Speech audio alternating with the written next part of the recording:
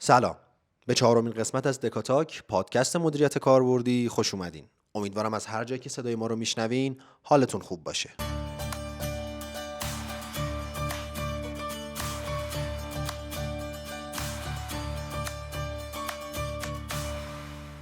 چند روز پیش با دوستی راجع به رفتار سمی صحبت می‌کردیم. اینکه چقدر آدمایی که از این دست رفتارا دارن میتونن کلافت کنن. کسی که ذهن منفی و سمی داره نه تنها خودش نمیتونه یه روتین نرمال داشته باشه، بلکه با سرایت دادن نظرات، تفکرات و رفتار سمیش به دیگران، خودآگاه یا ناخودآگاه اطرافیانش رو هم مسموم و کلافه میکنه. این مسئله‌ایه که امروز با آقای دکامی راجبش گفتگو کردیم. اصلا کارمند سمی چیه؟ چجوری میشه شناختشون؟ رفتارشون چیه؟ و در نهایت باید باهاشون چیکار کرد؟ با ما همراه باشید. سلام استاد، روزتون بخیر. خیلی خوشحالم مجددا در خدمتتون هستم. من هم سلام عرض می‌کنم خدمت شما خانم دکتر و شنوندگان عزیز. در خدمتتون هستم. خواهش میکنم. باعث افتخار امروز با یک بحث جذاب در خدمتتون هستیم و اون هم در مورد کارمندانی هستش که کارشکن هستن یا به اصطلاح کارمندانی که سمی هستن. اخیراً یه مقاله میخوندم جناب استاد که خیلی برام جالب بود. تقریباً 34 میلیون نفر از کارمندایی که به دلایل مختلف محیط کارشون ترک کرده بودن رو بررسی کرده بودن و بعد متوجه شده بودن که 10.4% دلیل اینکه فردی در یک محیط سمی قرار گرفته ترک کارش نسبت به بقیه بیشتر بوده و این آمار قابل توجهی بود و به خاطر همین تصمیم گرفتم که موضوع بحثمون رو بذاریم در مورد کارمندای سمی.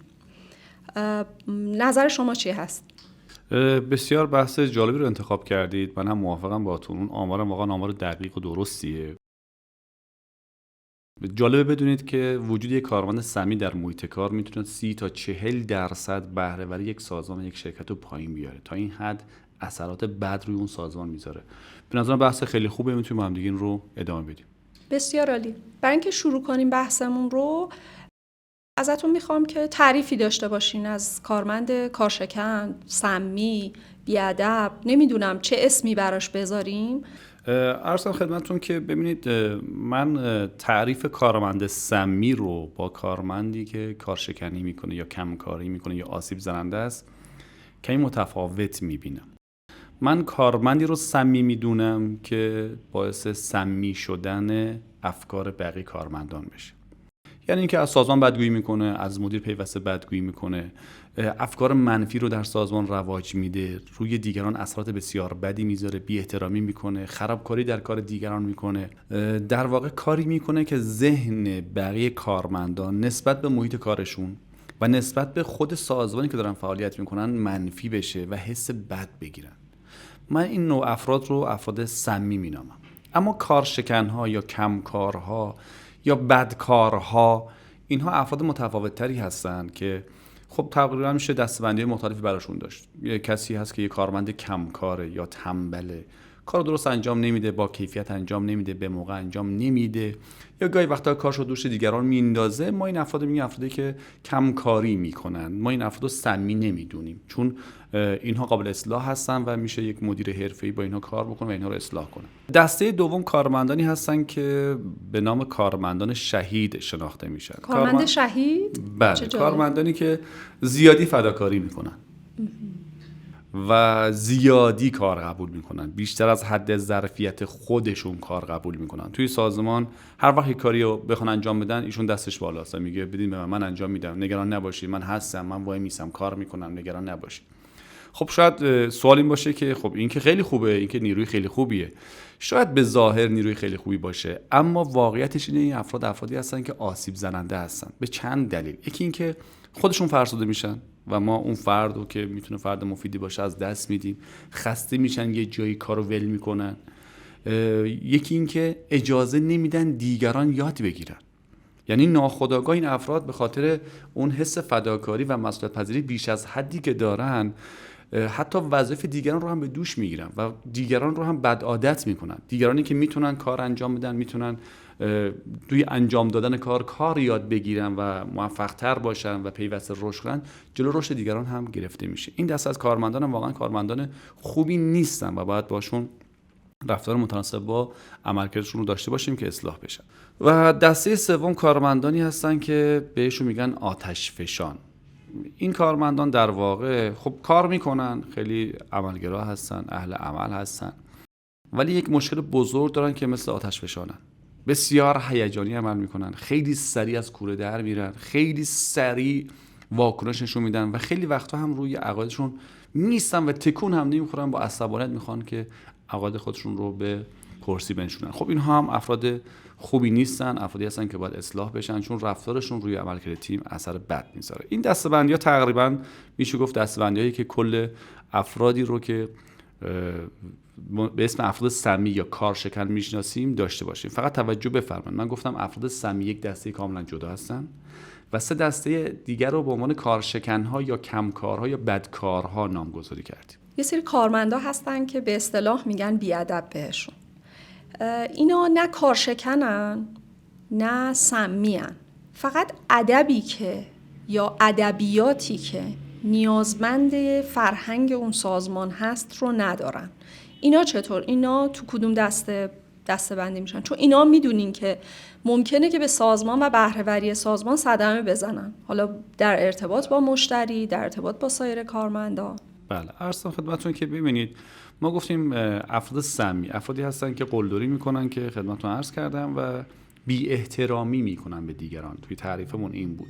همین بی ادبی کردن یا بدرفتاری با دیگران هم ما جزء دسته کارمندان سمی در نظر میگیریم که باعث میشن که دیگران نسبت به محیط کارشون دلسرد بشن و زده بشن و حس بدی داشته باشن. بسیار از کارمندان حاضر نیستن که در مقابل بی‌ادبی و بی‌احترامی دیگران ایستادگی کنن، چون افراد مهرطلبی هستن و دوستان این گوشه بشن کارشون انجام بدن و این وظیفه مدیره که اینا رو کشف کنه، پیدا کنه و برخورد مناسب باشون داشته باشه. بنابراین بی‌احترامی، بی‌ادبی، رفتار زننده داشتن، خرابکاری کردن، افکار منفی رو در سازمان رواج دادن، افکار سمی رو رواج دادن، فکر کارمندان رو سمی کردن، همشون جزء کارمندان سمی دسته‌بندی میشن. چی میشه که آدما به این سمت میرن که سمی بشن؟ دست خودشونه یا اینکه ذاتی ممکنه که اینا سمی باشن؟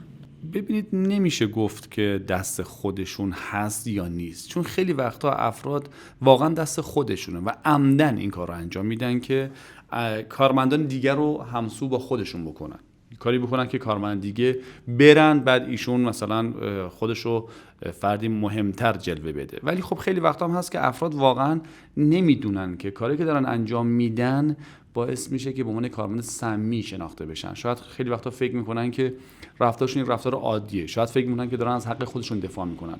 ما نمیگیم کارمند از حق خودش دفاع نکنه، باید بکنه و این اصلا یه چیز طبیعیه و مدیرم باید به این حق احترام بذاره. اما نوع واکنشی که دارن نشون میدن برخی افراد که نمیدونن رفتار غلطیه و خب چون بعضی وقتا این رفتارها هم ذاتیه، ما نمیتونیم به این سادگی اینها رو تغییر بدیم. توجه بفرمایید که در مورد کارمندان سمی دارم حرف میزنم، با اون کارشکن‌ها و بدکارها و اینا اصلا صحبت هم اونا نیستن. این دسته از افراد خیلی وقتا چون ذاتی ان و تغییرشون کار ساده‌ای نیست و کار ما نیست به عنوان یک مدیر، بهتره که برخورد مناسب باشون کنیم. قبل از اینکه وارد مجموعه کاری ما بشن قابل شناسایی یعنی این افراد؟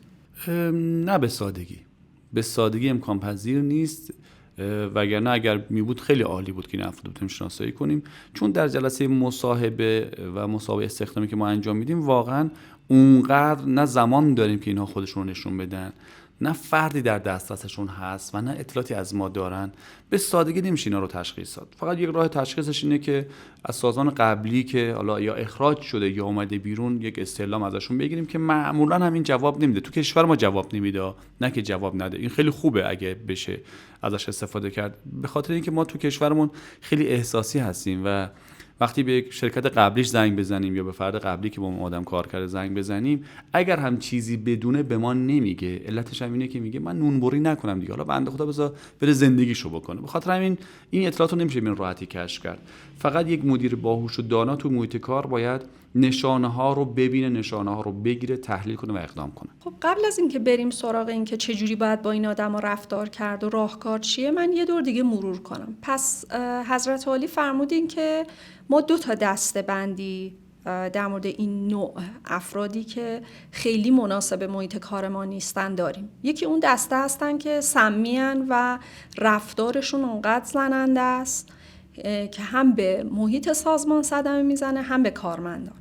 ولی افراد کارشکن رو اگه من اشتباه نکنم افرادی دسته‌بندی کردیم که صرفاً به محیط کاری بیشتر صدمه میزنن و به کارمندای دیگه خیلی صدمه‌ای وارد نمی‌کنن، یا به شخص مدیر یا به فرهنگ سازمان. بیشتر کارشون رو درست بلد نیستن انجام بدن. مثلا سستن، دیر میان، زود میرن، کاره رو به درستی انجام نمیدن.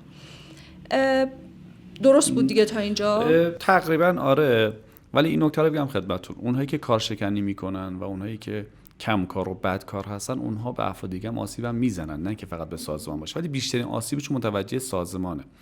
آسیب بد اونها به دیگران یکی روی فرهنگ سازمانیه که فرهنگ سازمانی وقتی که آسیب ببینه توسط عملکرد اونها، خب این فرهنگ سازمانی باعث میشه که دیگران هم یاد بگیرن. این فردی که زود میاد، چه میدونم زود میره، بد عمل میکنه، عملکرد ضعیف داره، خوب کار نمیکنه، کار زیاد از حد قبول میکنه و امثال هم، در واقع اینها دارن این پیام به دیگران میدن که شما هم میتونید اینجوری باشید و خب روی رفتار دیگران اثر بد میذارن که خب ما این برامون خیلی مهمه در سازمان. پس هر دو دسته‌ای که شما فرمودین افرادی هستن که بسیار ضرر دارن برای یعنی حضورشون توی سازمان مضر هست.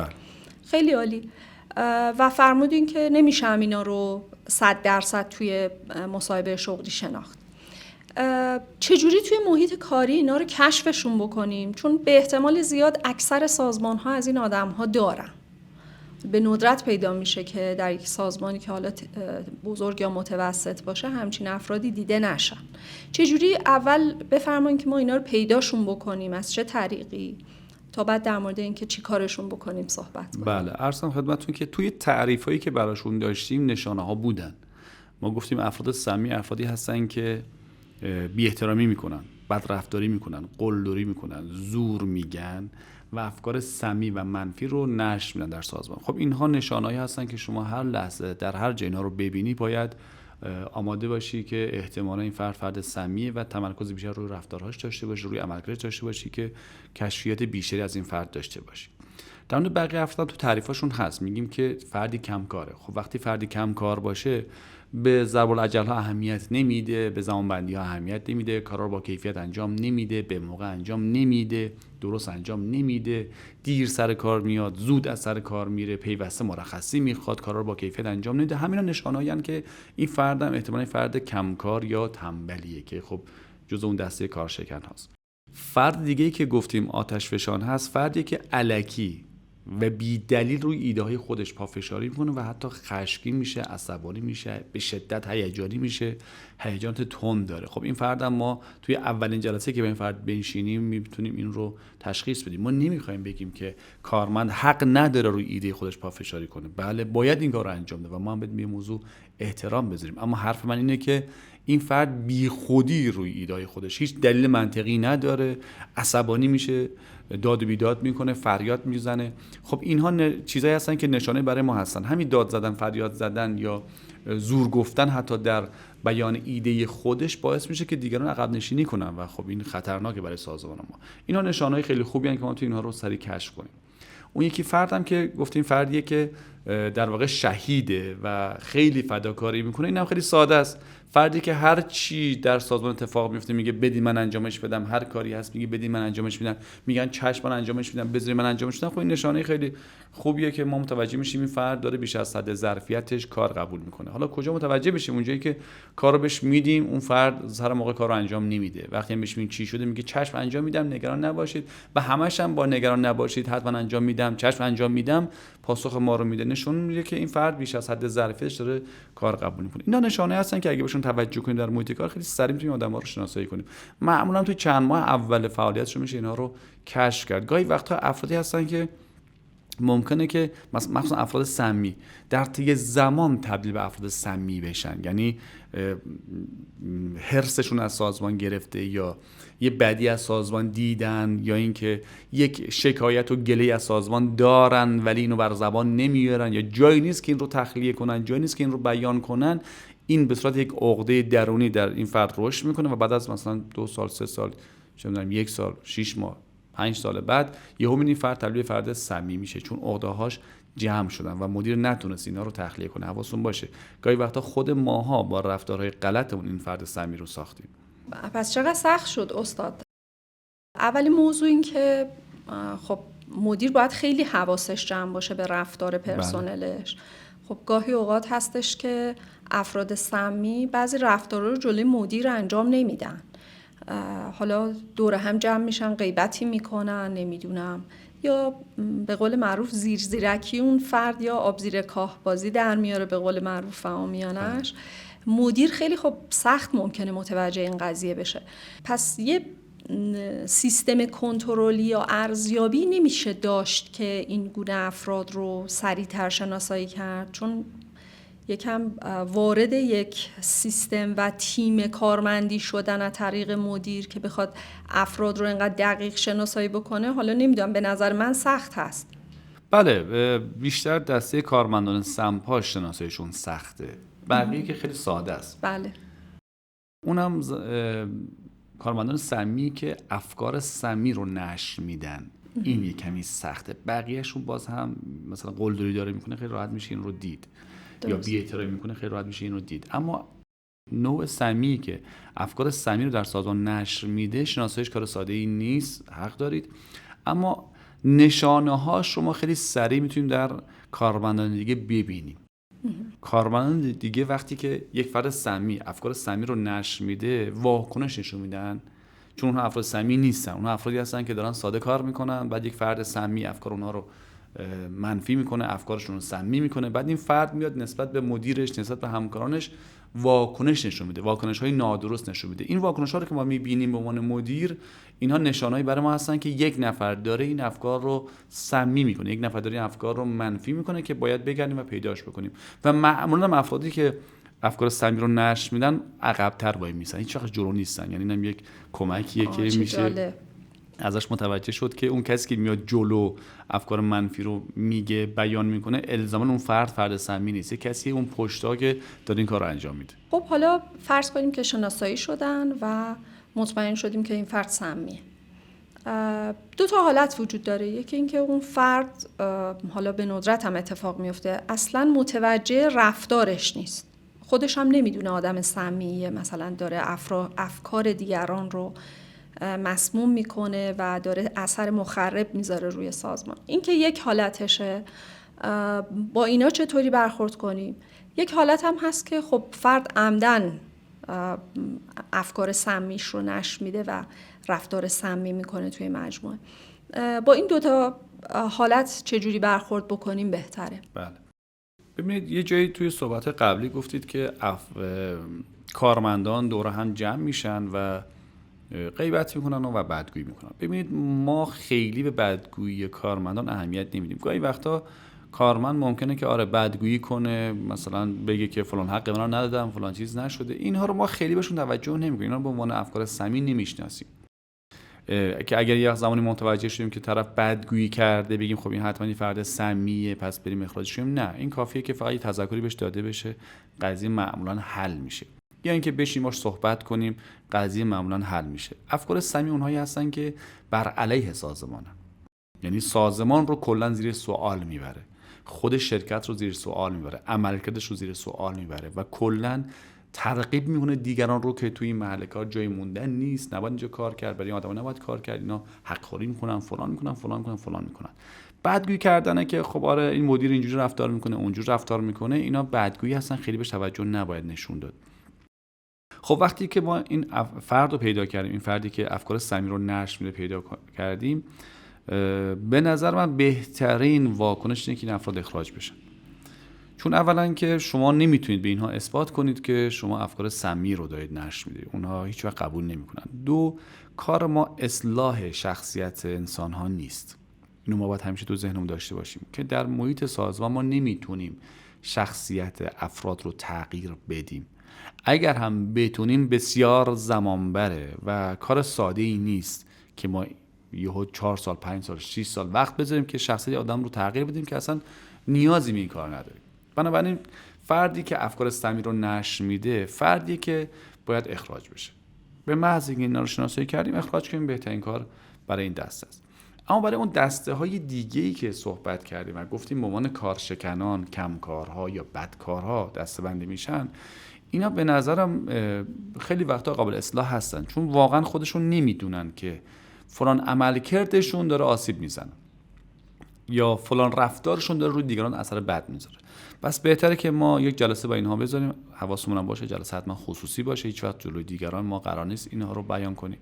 در جلسه خصوصی موضوع رو کاملا براشون شفاف کنیم و بگیم چه چیزی میبینیم، چه چیزی داریم مشاهده میکنیم، علت این جلسه چیه، در رفتارهای شما من چی مشاهده کردم و بعد بگیم که این رفتارهایی که شما داری، این کارهایی که شما داری روی دیگران داره اثر بد میذاره و اثرات بد رو هم بگیم که وقتی شما کمکاری میکنی، وقتی شما این کار داری انجام میدی، چه تأثیری در فرهنگ سازمان من داری میذاری، چه تأثیری در دیگران داری میذاری و چه آسیبهایی داری به خودت و به دیگران وارد میکنی. خب این دوتا وقتی شفاف شدن، ما بعد بشیم ببینیم که خب حرف اون فرد چی. خیلی وقتا توی حرفاش شاید علت‌ها رو پیدا کنیم. خب علت‌های زیادی ممکنه داشته باشه. یکی ممکنه که همونطور که گفتم گله و شکایت داره از ما و نمیتونه بیانش کنه، یا اینکه کمکاری میکنه به خاطر اینکه میخواد اعتراضش رو به ما نشون بده. اینها رو اگه کشف کنیم، علتاش رو از صحبت‌های خودش، از خودش بخوایم دلیلش رو بگه، از خودش بخوایم که ریشه مشکل رو خودش بگه، آیا مسئله خانوادگی داره، آیا مسئله با دیگران داره، آیا با خود شما مشکل داره. اگه در آرامش گفتگو انجام بشه و هدفم کمک کردن به فرد باشه و این هدف رو خود فرد احساس کنه در گفتگو و بدونه که واقعا شما قصدتون کمک کردنه، خب احتمال اصلاح این آدم خیلی خیلی بالاست. و حواسمون هم باشه که بهش بگیم که اگر این رفتارات قراره تکرار بشه، اگر این رفتارات قراره که ادامه داشته باشه، چه عواقبی در انتظار تو هست. باید حتما عواقب رو بگیم، بهش بگیم که مثلا اگر این اتفاق بیفته شاید نتونیم با هم دیگه همکاری کنیم، اگر این اصلاح نشه شاید مجبور شم شما رو مثلا ترفیع بعدی رو بد ندم، اگر این اتفاق بیفته مجبور میشم که شما رو نزول درجه بدم، تنزل درجه بدم.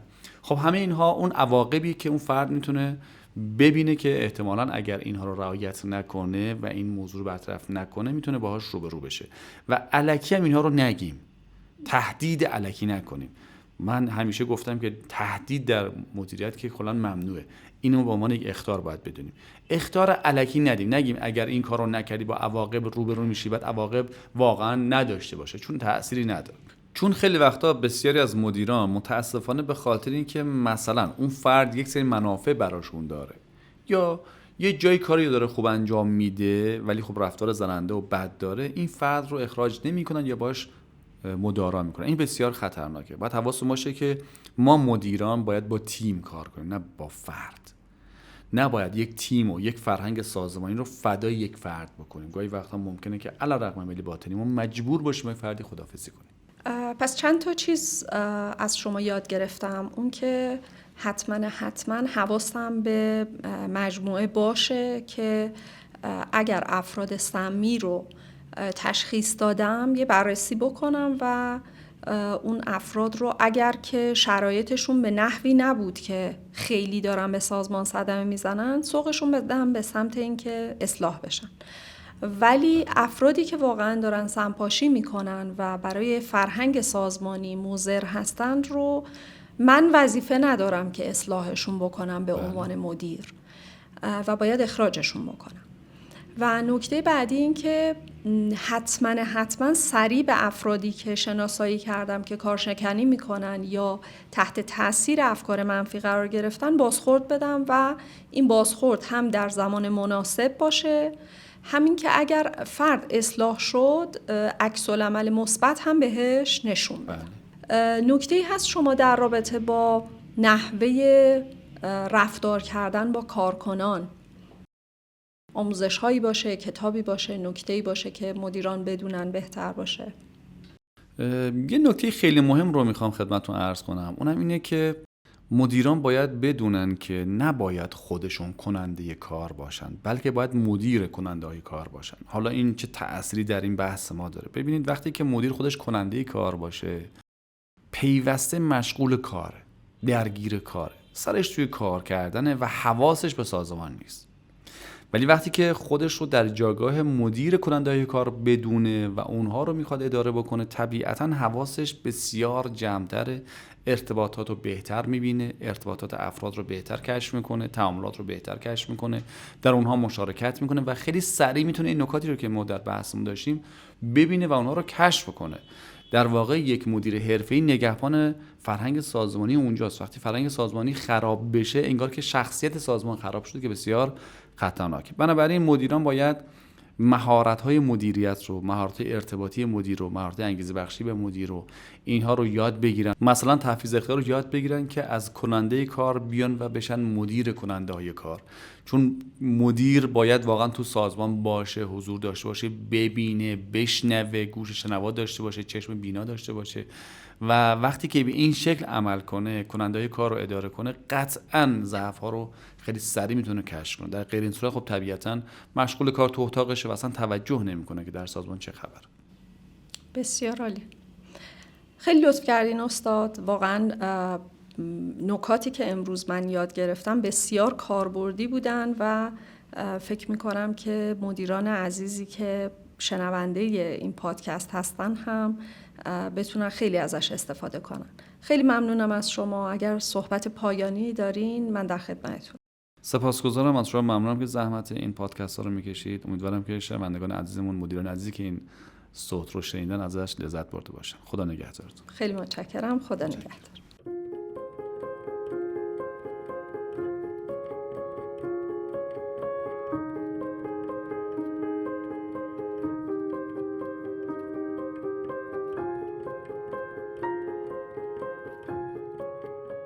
دانشگاه هاروارد یه مطالعه روی 50,000 کارمند شاغل در 11 شرکت انجام داد. این مطالعه نشون داد که کارمند سمی برای یه سازمان از جمله دارایی اون افراد مضر و آسیب زننده است. این مطالعه بیان کرد که این کارمندان هزینه‌ها و بدهی‌های هنگفتی برای شرکت رو به ارمغان میارن. تازه این جدا از آسیب‌های درون سازمانی و مسموم کردن منابع انسانی سازمان است.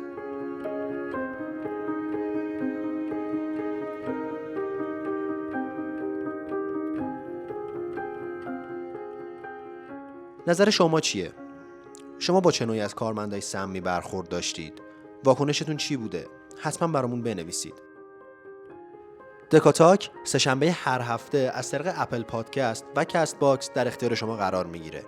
اگه این پادکست براتون مفیده، پس اونو با دوستانتون به اشتراک بذارید. از همراهی شما ممنونم. تا هفته بعد، خدا نگهدار.